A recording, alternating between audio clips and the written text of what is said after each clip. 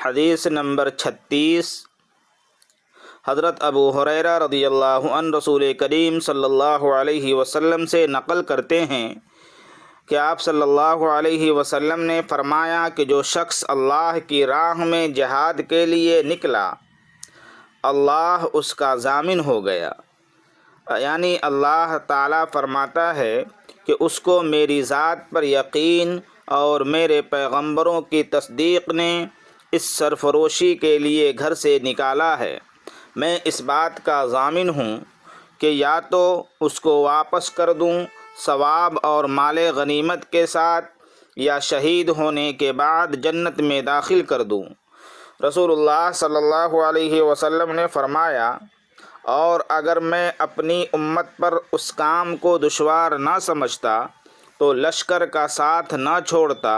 اور میری خواہش ہے کہ اللہ کی راہ میں مارا جاؤں، پھر زندہ کیا جاؤں، پھر مارا جاؤں، پھر زندہ کیا جاؤں، پھر مارا جاؤں۔